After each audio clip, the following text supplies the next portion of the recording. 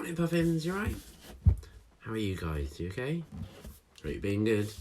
Right, should we say hello to all our friends? So after 3, 1, 2, 3. Good morning, Puffins. Oh, I think I heard you this morning outside the window. Right. Last night I went on a sensory walk and I videoed a few of the things that I could hear. So you can always watch that just so you can see any differences. Because I don't expect you to go out in the middle of the night. Unless your mum and dad's let you. But it's a bit creepy. We'll find out how many days we've been working together. And then we'll talk about what we're going to do today. So let's do the number line like we always do. Ready? Go. 1, 2, 3, 4, 5, 6, 7, 8, 9, 10. Right. We've got even number. So the next number today has to be what? Has to be odd, because look, it goes odd, even, odd, even, odd, even, odd, even, odd, even.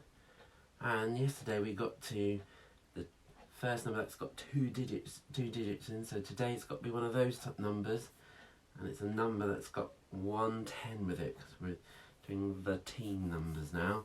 So what is 1 more than 10? It is number 11. Did you get that right? And let's stick number 11 on. Okay.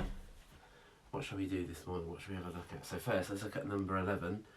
So can you see with number 10 and number 11, they both have a 1 at the beginning on this side. That means there's 1 10 in the number. If we use the Numicon, we'd put a 10 there, wouldn't we?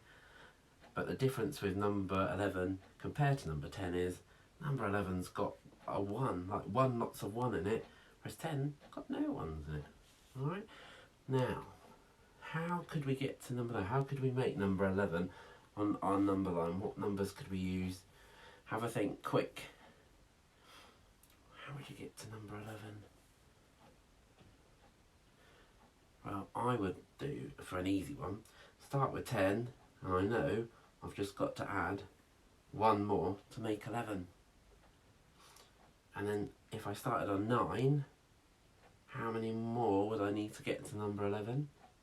Let's find out. There's 9. Let's jump. 1, 2, 2. So 9 and 2 makes 11. Oh look, 10 and 1, 9 and 2. So I wonder if 8 and 3 make 11. Let's see. So start on 8 and count on 3. Ready? 1, 2, 3. It does. What about 7 and 4? Should we try that? So there's number 7. 1, 2, 3, 4. It does. So which number is going to go with 6 to make 11, do you think? 6 and 5? Let's see. So there's 6. Let's count on 5. 1, 2, 3, 4, 5. It does. You can start from like the highest number by 11 with the lowest, and then work your way back down that way to find how to make 11. Oh, I didn't know that. Alright, let's have a look at the day. So yesterday for St. George's Day, that happened on Thursday. Now, what day comes after Thursday? What's the next day? What is today? If we're at school, it would be Fish and Chip Day. It is Friday. Did you get that? So, for Friday today, we're going to do our very normal usual days. So, go noodle, bit of handwriting with the number formation, some phonics. Your morning challenge today will be an active one, a PE type of one. We'll also do some maths, of course. And then we'll carry on in the afternoon with the afternoon challenge with more parts of our body. And then we'll end the day with our new storybook, and I've got it here. I'll tell you about it later, but it's called Flat Stanley. I read this when I was little, and I love that book too. I wonder if you've read that one before. Right. Also, last night, because some of you have now completed all of the cities for phonics that I've put up. Now, before I put the next phonics city up on Education City, we just need to finish the phase 3 phonemes, and then I've got a new city ready for that one. But I did a maths one last night, and I found all the games that you can play on the tablet. So it's everything that reception have for maths, which work on a tablet. So it's the first Math City. If I do another one, it'll be one that you have to use a laptop for, but we'll see how you get on with this one. And it starts off really easy, like counting to 5 and things. And then after 2 or 3 goes, it will go up to count to 10. And then I think activity number 6 or 7, you'll see it start to get a bit more tricky, talking about things like we do on the number line, about one more and one less. And it even goes on about money at some point. So have a go on the Maths Education City when you can. And then, last thing to do before we finish this morning's video is, let's have a look at the months of the year. So if you quickly put them in order, and then we're going to look at one of them ourselves. Okay, so pause the video and put them in order for me, please. So if you've done that, let's just quickly go through them.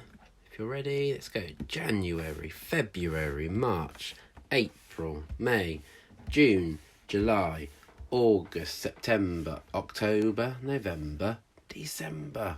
Right, we're going to talk for a few minutes this morning about the very first month of the year. Shout out the name of the first month of the year. What's the first one?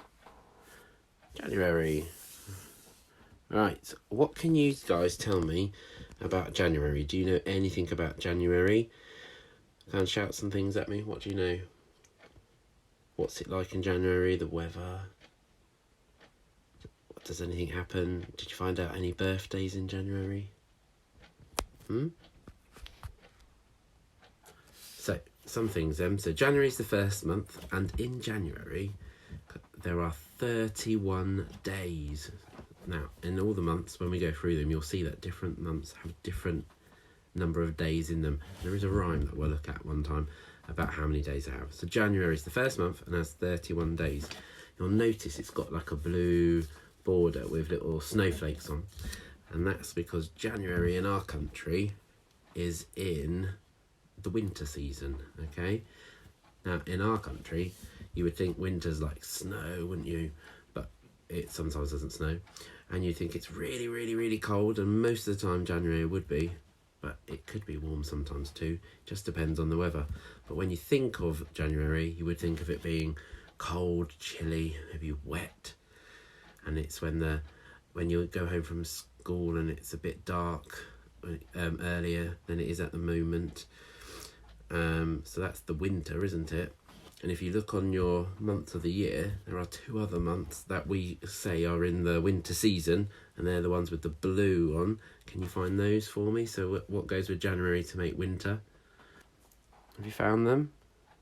Well, you got the one right on the end, which is December, and that happens before January actually, doesn't it?